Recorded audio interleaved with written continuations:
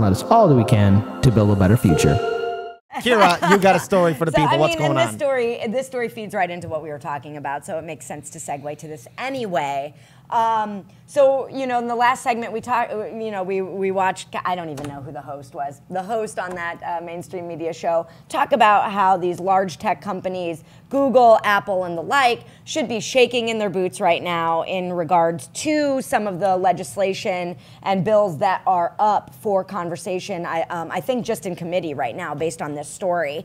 But first I want to cover what are these bills that these companies should supposedly be shaking in their boots about, just because I want to be clear on what these antitrust efforts are before we step into kind of the fun part of the conversation where there's some drama among some Democrats. So what are the bills? There are 5 of them that are being put forward. The American Innovation and Choice Online Act, which means the companies would no longer be able to give their own products and services preference over their rivals' products and services. So we talk about free speech, but what about like freedom to like build your business, you know, freedom of commerce? This is the French story we covered about a month ago. Oh, okay. Influence. Yeah, it would also prohibit other discriminatory behavior, such as cutting off a competitor from services, which is maddening that that's even happening right now, and ban tech giants from using data collection from companies using their platforms to develop competing products. What?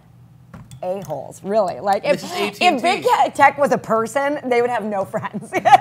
No, they'd have all their fake friends surrounding. No, or you should add bots. They go. Oh, wait a minute, they are people. I forgot. Okay, so oh yeah, they are. Of course. Sorry. Yeah.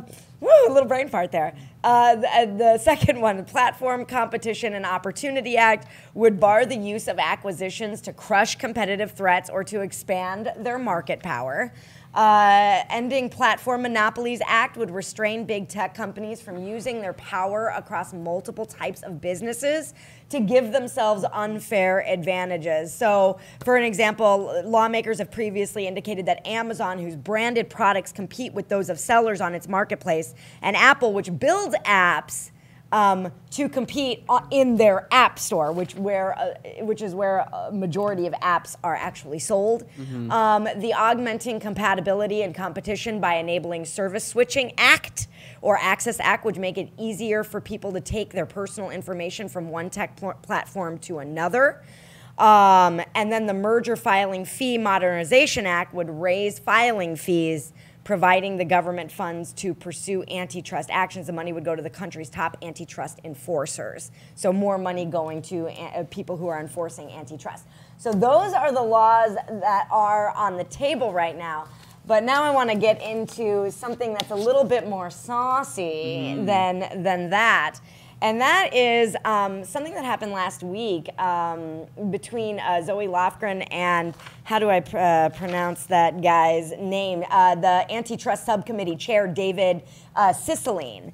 And basically, they got in a little scuffle, and it all started. So Zoe Lofgren, who is a Democrat from California, her district encompasses much of Silicon Valley.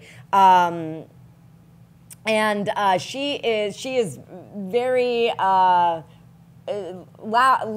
about her opposition to these bills. Okay. Oh yes. We've heard this before. So one of the most senior Democrats on the House Judiciary Committee and an opponent of the legislation noted that she had raised an extraordinary amount of money from Silicon Valley companies over the years. But because she's run, this is really interesting, because she's run in a safe blue district for the last 25 years, since 1996, instead of using it for her campaign, she's been distributing Silicon Valley money to other candidates who support like knocking down antitrust laws and basically need the money for their campaigns because their campaigns are a little bit more competitive.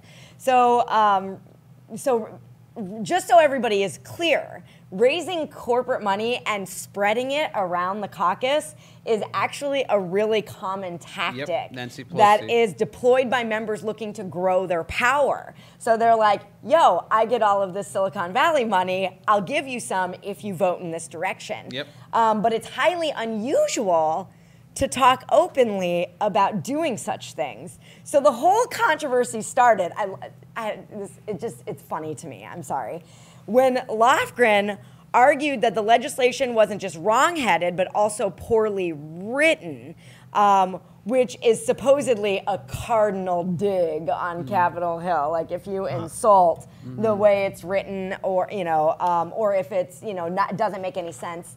And so the subcommittee chair, David Cicilline, according to one of the other people in the space, said he lost it. And said one Democrat on the call, according to multiple sources, he accused Lofgren of merely parroting industry talking points. So here's what's hilarious. So not only is it a cardinal dig on Capitol Hill to say, oh, you wrote this poorly, but it's also a dig, apparently, to suggest that campaign funds are swaying your points of view in your voting. That's amazing. So people started alluding to this, and Zoe Lofgren was like, whoa, now you are overstepping your bounds. But here's the even crazier part. She, before that, cannon was fired in her direction, she brought up the campaign funds herself as a threat.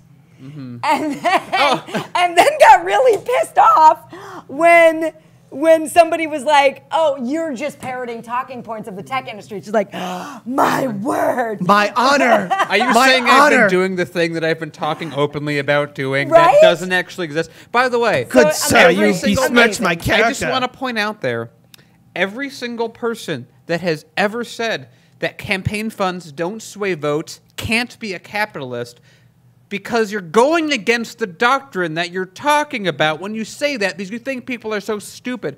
By the way, this is such a common tactic. This person, to me, represents the entire Democratic Party in a perfect nutshell. It's, oh man, we need to work against these big tech companies. Sure, I'm representing them, and sure they pay me a lot of money, and sure I use that money to force people to agree with me, but I'm all for the votes, breaking these companies up. How dare you write a bill doing the very thing I just said I supported? It's poorly written. Oh, how dare you attack me for this? Well, she also said that she didn't actually get to reading the bills because they had come so late at night. So she didn't read the damn bill? She didn't read the bill. She didn't read the then bill. She insults the Cicilline dude, openly talks about giving away the campaign contributions, and then gets really angry. And just to bolster your point and put numbers behind it, Daniel, you're right about the Democratic Party, because these tech companies, all of that money that's being contributed to their campaigns, upwards of 20, tens of millions of dollars, 85% of that generally goes to the Democratic Party. Okay, so here's the thing. We've talked about this before on the show. Remember, after January 6th, there was a super fast rush for censorship. Yeah, Trump got deplatformed, but the problem was that then it started hitting a lot of other content creators, but there were a lot of Democratic lawmakers that were calling for this. And the sad fact is, again, we've talked about how money corrupts, how money is speech and corporations are people. Ever since Citizens United and McCusker decision got passed, Congress is basically, they're nothing but paid little prostitutes. That's what they are. Of course they're that's what they are. I've always been reminded. I've been contacted by the prostitution industry and their lobby. They do not want to be. Oh, that's right. You're the one that told me that. But however, this action that we're seeing in Congress right now, again, I can't help but think of Tulsi Gabbard when she said, "Yeah, Congress, they act like nothing but high schoolers." This is a high school mentality. This is high. I thought of when I was reading now this. it is kind of understandable. Like, I was always wondering, like, really, Tulsi, like, how bad is it really? Apparently, it's that bad. Our lawmakers have no idea what's going on. Free speech is at risk. They're being bought by these big corporations. We're still dealing with so many other social issues, and yet they're acting like school children. And they tell us to behave. They tell us to be responsible. These people don't know anything about anything, and we're being screwed over. It's fine to them to behave like this. Oh no, don't please pay no attention to that big pile of money that's in my office. That's not there. Disregard that. Sway me. Money doesn't sway me to go to work every day. I just work every day because I love it. Yeah, sure. I also just want to just throw out there that the people that are in these positions of power, for the most part, aren't we have to change the talking. But it's like they're not even boomers. Like a lot of our audience is boomers. There's a lot of silent generation people running everything. And I just the entire way everything's done. It's like I think that it's like I just wish that there was a way that we could get the emotional intelligence quotation for all these people in Congress, and we're gonna figure out that they're all high schoolers. Yeah. They're all just high schoolers when it comes down to it. I can just imagine a situation for like back when AOC might have actually been trying to do something.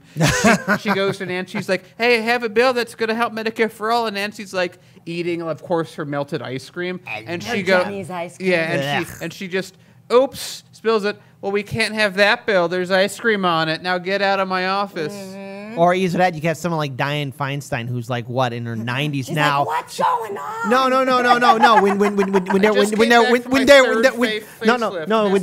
When there were young students and when they were elementary students who were asking, "Hey, can you do something about climate change?" And here was Dianne Feinstein, that big old fighter, arms crossed, like, "I know how to do my job." I could not believe that segment. How embarrassing! Right, but I think I want to end this with this final note from Ecuadorian Taco 27, who said this: "Trapped in high school for life. What a nightmare." And we are in a nightmare. It's a nightmarish cartoon that I don't think any cartoon on like, YouTube could ever Queen do. D. I'm the queen. Yeah, it's just Queen D. unfortunately that all the no. like the mean girls are actually impacting far more than like the population of the school. It's like the population of the world. Yep. It's crazy. It's like these are the people that were born during World War II and just before it. Yep. And it's like, it's absurd. It's like, if I really looked into it, it's like, oh my God, So I say before, the biggest problem is still that 99% of them are lawyers. That's still you can't have, it doesn't matter how diverse you go in demographics, it's irrelevant when 99% of them are lawyers. Yep. And then you go, and then like 85% or whatever the number is, are like gonna like leave us in like the next decade. And they're just like, they can't let go of power. Well, because again, high school mentality. So as that being said, free speech is at risk, and now's the time for us to fight back, because if we don't, say goodbye to all of this.